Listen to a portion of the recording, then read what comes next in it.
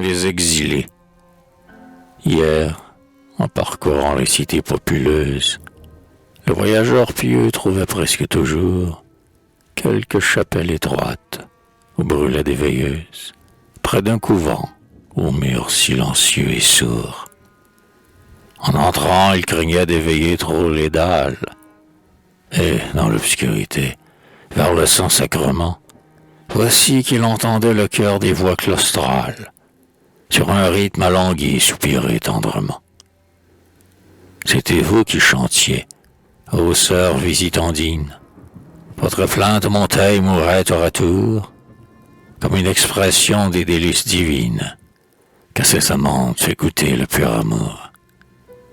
Et votre mélodie évoquant vos images, à travers le rideau dont vos traits sont voilés, le pèlerin croyait deviner des visages, pleins d'une paix ardente et presque auréolée.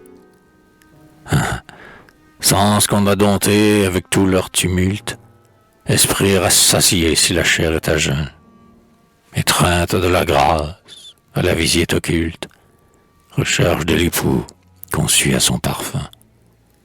Jours et mois déroulant leur régulière trame, devoir toujours pareil et toujours accepté, calme des mouvements, égalité de l'âme, qui porte la souffrance avec tranquillité. Corridor parcouru, cellule qu'on habite, dans le contentement d'un sacrifice obscur, et qui n'a, pour charmer son humble sulamite, qu'un crucifix d'ivoire et qu'une image au mur.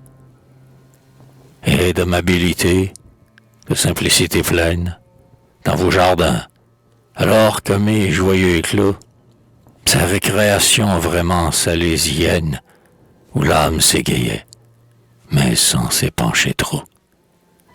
Ainsi, tout occupé de la divine gloire, car vous saviez le prix indicible du temps, sous la guimpe rigide et sous la serge noire, dans l'ordre et dans la paix s'écoulaient vos instants.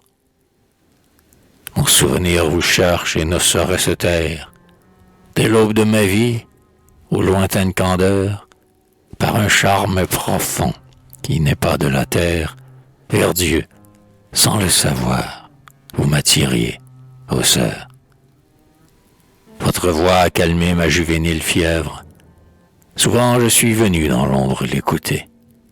Plus tard ma main tendit l'hostie à votre lèvre, et je voudrais encore vous entendre chanter. Mais où vous retrouvez, aux colombes proscrites, l'impie à tous les vents jetez vos essaims.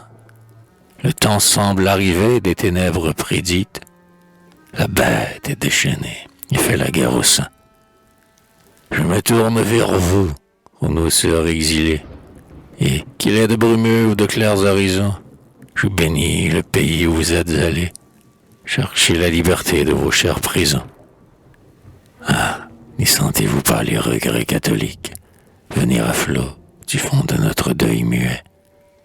Ô Vierge, aux douceurs un peu mélancoliques, qu'amère Saint-Vincent de Paul de Bossuet.